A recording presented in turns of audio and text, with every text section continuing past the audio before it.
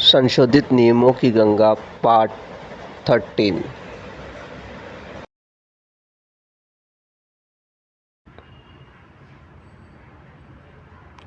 साथियों, जीएफएनडीआर में दिनांक अभी 26/8/2025 को एक अमेंडमेंट किया गया है। ये किया गया है अधिशेष, इट मीन्स एक्सेस, अनियमित इट मीन्स इरेगुलर, और अनधिकृत मीन्स अनऑथराइज जो भुगतान किया जाता है उसकी वसूली के संबंध में है। कर्मचारी से किस प्रकार से वसूली की जाएगी। जब अधिशेष, अनियमित और अनधिकृत भुगतान किया गया हो किसी कर्मचारी को, तो जीएफएनडीआर के नियम 172 में कुछ प्रावधान किया गया है कि इस प्रकार का जब भुगतान किया गया हो, उनकी वसूली करनी हो, इसके बारे में जब भी लेखा परीक्षक द्वारा, महालेखाकार द्वारा या आंतरिक लेखा द्वारा या विभागीय अधिकारियों द्वारा उनके ये संज्ञान में आता है, उनकी ये जानकारी में आता है कि इस प्रकार का कोई गलत तरीके से भुगतान किया है, किसी कर्मचारी ने ये उठाया है, तो उसकी वसूली की जाएगी। तो उसकी वसूली की क्या प्रक्रिया होगी, तो इसमें ये कहा गया है साथियों कि सबसे पहले उस कर्मचारी को कारण बताओ नोटिस जारी किया जाएगा। उसके अंदर यह लिखा जाएगा कि वसूली क्यों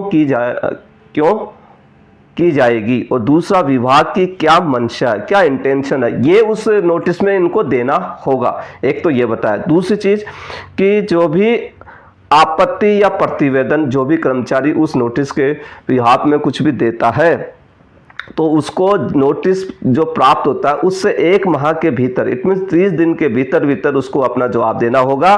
सामान्यतः ये कब स्वीकार नहीं होगा, जब 30 दिन के बाद में दिया जाता है। ठीक है, कोई विशेष परिस्थिति हो गई हो तो बात अलग है। तो सामान्यतः 30 दिन बाद यह स्वीकार नहीं होगा। कर्मचारी आपत्ति या प्रतिवेदन पर अब क्या कार्रवाई की जाएगी। अब इसमें यह कहा गया है कि वरिष्ठतम लेखा कार्मिक, ठीक है, जो संबंधित कार्यालय है उस कार्यालय का जो भी वरिष्ठतम लेखा कार्मिक होगा, वो कार्यालय प्रमुख, it means head of office को परामर्श देगा।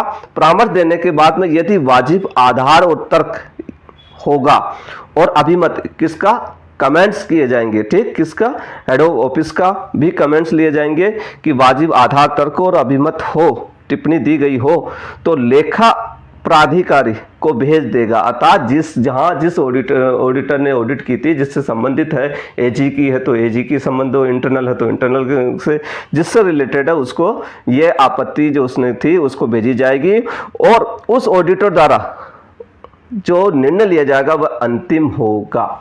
ये ध्यान रखना। अब आप कहीं नहीं जा सकते, इसने जो निर्णय ले लिया वो अंतिम होगा। एक तो ये प्रावधान कर दिया गया है। ठीक है, अब बात ये करते हैं, मान लो वाजिब आधार और तर्क नहीं है, तब क्या होगा।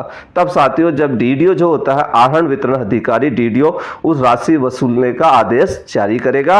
और यदि कर्मचारी का, मान लो किसी का ऐसा कर्मचारी है जिसका स्थानांतरित, इट मीन्स ट्रांसफर हो गया हो, किसी दूसरे डीडीओ के अधीन आ गया हो, तो वो वसूली का आदेश क्या करेगा, तुरंत उस डीडीओ के पास भेज देगा। तो कहने के मतलब ये है कि इस प्रकार की अब ये प्रावधान किया जा रहा है कि जैसे ही कोई भी वसूली के संबंध में कोई कार्रवाई करनी है, कोई किसी कर्मचारी के विरुद्ध पकड़ में आता है, तो 30 दिन का टाइम दिया गया है, उसको नोटिस जारी करना पड़ेगा, और नोटिस जारी करते 30 दिवस में उसको क्या करना पड़ेगा साथियों, उसको अपना जवाब देना होगा।